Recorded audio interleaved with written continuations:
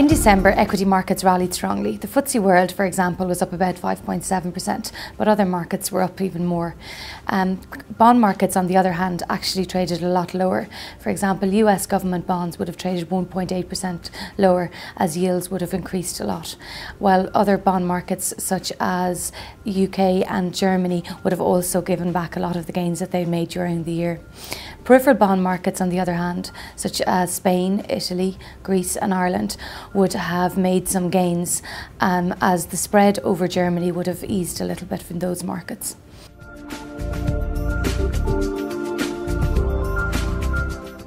The Obama administration announced that it would extend the tax cuts that have been introduced by President Bush a few years ago for an extra 2 years. It will also offer additional tax breaks to businesses.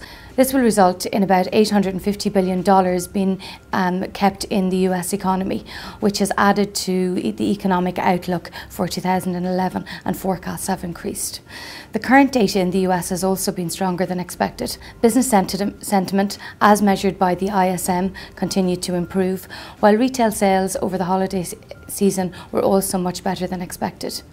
The economic outlook in core Eurozone countries such as Germany also improved, which has helped equity markets in Europe as well. Investors have also become more confident about equity markets as sentiment has improved over the past 2 months, and as a result we've seen additional flows into equity markets during November and December.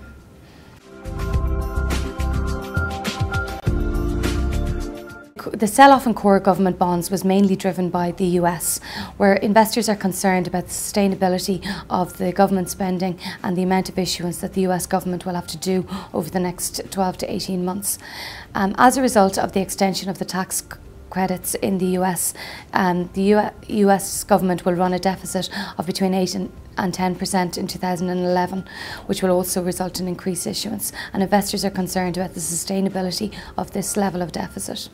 Also in Europe there will be additional issuance, particularly as the European Union will be issuing bonds for the bailout fund for Ireland particularly, which will increase issuance particularly in the first half of 2011.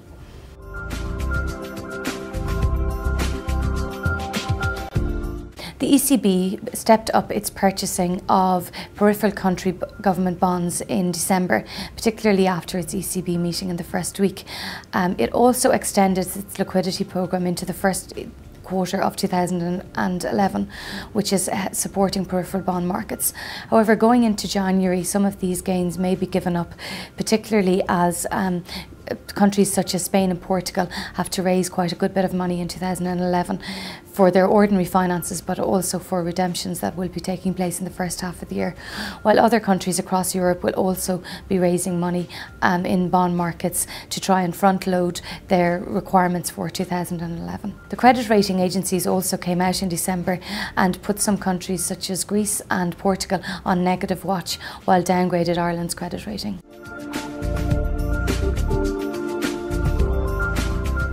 We continue to have some concerns about the peripheral bond market in Europe due to this increased issuance.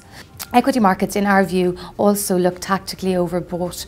So as we can see, confidence is very high for equity markets at the moment, which would indicate that there could be a sell-off. Also, the solid gains that we have seen in the run-up to the year end, we could see some reversal of those. However, fundamentals for equity markets remain quite strong. We're going into the fourth quarter earnings season where companies are expected to report solid earnings. Valuations are undemanding at the moment. Companies' cash flows positions are quite strong, which would support equity markets through 2011.